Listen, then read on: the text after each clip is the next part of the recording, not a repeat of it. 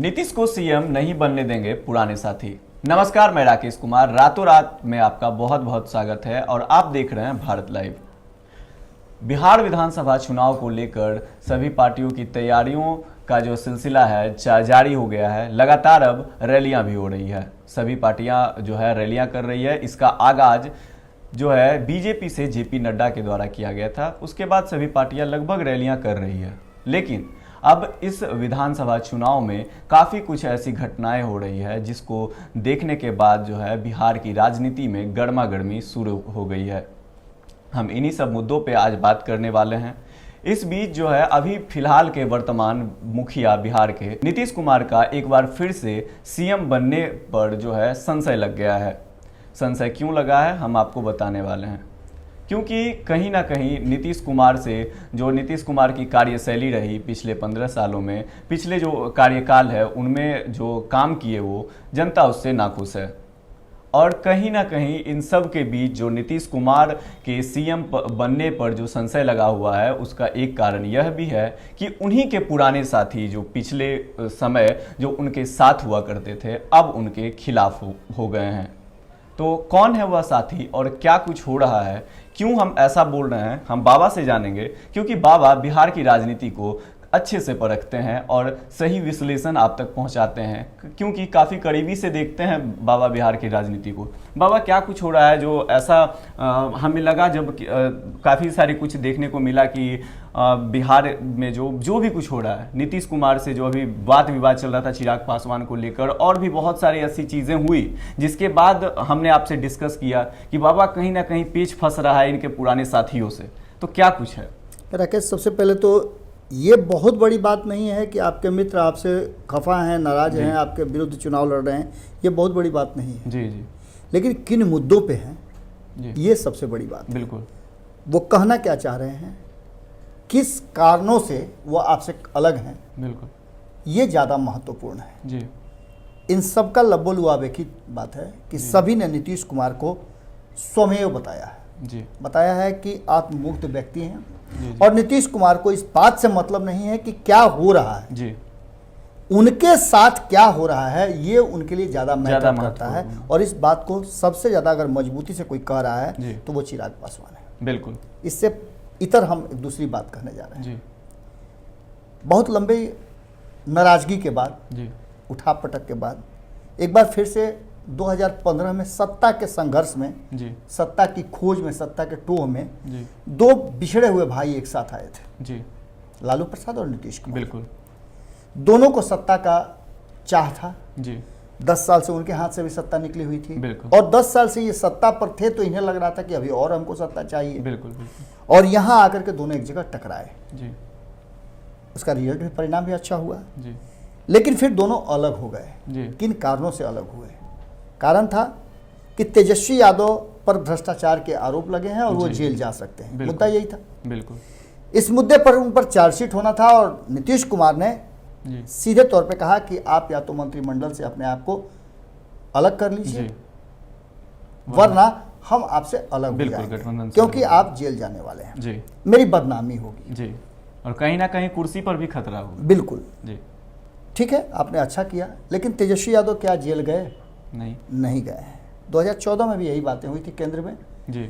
राहुल गांधी और गांधी फैमिली, पूरी गांधी फैमिली, सोनिया गांधी से लेकर के रॉबर्ट वाड्रा तक जी, सारे लोग जेल जा रहे थे, लेकिन कोई जेल में नहीं है जी।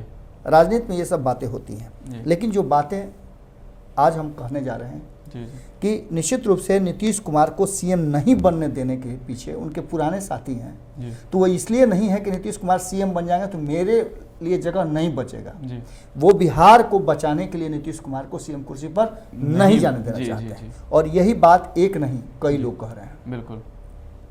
पहली बात तो चिराग पासवान ने कही, उससे पहले बिहार को सीएम नीतीश कुमार बन के बर्बाद कर रहे हैं, ये बात लालू प्रसाद लगातार कहते हैं। बिल्कुल। इसी बात को लेकर के कहीं ना कहीं पप्पू यादव ने भी कहा था। बिल्कुल। इन्हीं बातों को लेकर के शरद यादव ने भी कभी कहा था। और इन्हीं बातों को लेकर के प्रशांत किशोर जो 2015 में इन सभी कड़ियों को जोड़ करके एक धागा बनाए थे, एक सिक्कड़ बनाए थे जिसमें सभी को जोड़ा था उन्होंने, वो भी यही बात कह के कि आप जिस तरह से भारतीय जनता पार्टी की गोद में खेल रहे हैं, बिल्कुल आप कहीं ना कहीं बिहार के उस जो बिहार की जलवायु है, बिहार का जो प्रकृति है, उसके साथ नाइंसाफी कर रहे हैं। बिहार के लोगों को जो चाहिए वो आप नहीं दे रहे हैं। नहीं दे रहे हैं। आप एक बात समझिए कि जिस व्यक्ति को रोटी की भूख हो, उसे आप काजू किशमिश और मेवा खिलाएंगे कितने दिनों तक? बिल्कुल। हम ये नहीं कह रहे हैं कि नीतीश कुमार काजू किशमिश खिला रहे हैं। सड़कों की बात करें और भी क्षेत्र की बात करें तो नीतीश कुमार ने 7 निश्चय और 7 निश्चय 2 भी जारी कर दिया है। इस बार तो चुनाव मैदान में वो 7 निश्चय 2, इन 7 निश्चय के योजनाओं के साथ साथ नीतीश कुमार ने खुद अपने मुंह से एक बात कही है कि बिहार में लैंडलॉक के कारण फैक्ट्रियां नहीं लग रही हैं, कंपनियां नहीं आ रही हैं, और ये बिहार में रोजगार नहीं आने का सबसे बड़ा कारण है। भैया कौन किसने रोका है आपको? आप घर के मालिक हैं, ताला बंद करके चाबी मान लेते हैं आपसे खो गया जी, तो क्या आप ताला तोड़ करके घर में प्रवेश नहीं करेंगे, या आप इंतजार करेंगे उस चाबी का कि कोई आकर के आपको चाबी ढूंढ करके दे तब आप ताला खोलेंगे? नहीं। आप जो कुछ भी कर रहे हैं, हम भी बड़े समर्थक थे नीतीश कुमार के। जी जी। और लगभग सभी लोग, आज भी हम नीतीश कुमार का बहुत इज्जत करते हैं जी। लेकिन जो बातें सामने आ रही हैं, जिस तरह से बिहार के लोग रोते कलपते छछनते हुए नजर आए थे, ये सारी बातें देख करके एक चीज तो नजर आ रही है कि जो ये युवा वर्ग कह रहा है, युवा वर्ग में हम सिर्फ व्यक्तिगत तेजस्वी यादव की बात नहीं कर रहे हैं, हम युवा वर्ग में उन सभी की बात कर रहे हैं जो नीतीश कुमार के इस ढुलमुल रवैये से परेशान हैं। हम उन 7 करोड़ युवाओं की बात कर रहे हैं जो आपके वोटर भी हैं, युवा भी हैं, और उन्हें अब रोजगार चाहिए। 15 साल में आपने नहीं दिया रोजगार। पलायन की स्थिति जितनी विकट है, सड़कें बनती हैं इसलिए कि दोनों तरफ से 2 वे कम्युनिकेशन हो, गाड़ियां आए भी और जाए भी, लेकिन बिहार से सिर्फ बाहर के लिए गाड़ियां जा रही हैं। कोई भी रोजगार लेकर के बिहार की तरफ प्रवेश नहीं कर रहा है, और ये दंश बिहार की जनता झेल रही है। आपने ये कहा था कि लॉकडाउन के पीरियड में जो 50 लाख लोग आए हैं अब काम धंधे छोड़ करके, पहले तो आप लाना नहीं चाह रहे थे, बिल्कुल, जिसका कि चिराग पासवान ने आप पर जम के विरोध किया। तेजस्वी यादव ने उसी दौरान कहा था कि आप गलत कर रहे हैं, खुद अपने ही लोगों को अपने घर में आप आने नहीं दे रहे हैं, आपको लाना पड़ेगा, आप नहीं लाइएगा तो हम लाएंगे।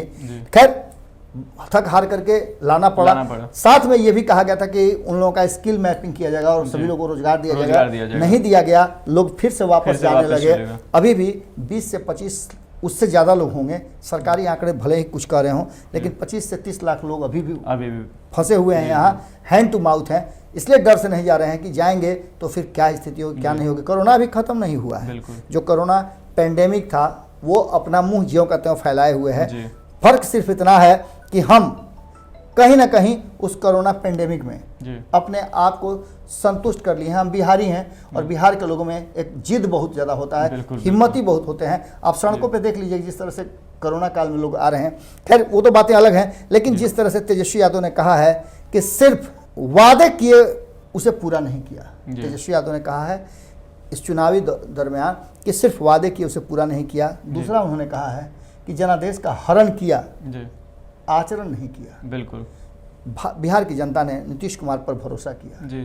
उस भरोसे का नतीजा ये हुआ कि 2015 में जितना भरोसा किया, 2005 में जितना भरोसा किया, 2010 में जितना भरोसा किया, उतना ही भरोसा 2015 में भी किया था। आप नीतीश कुमार जी भाजपा के साथ रहे तब भी बिहार की जनता ने आपको अवसर दिया।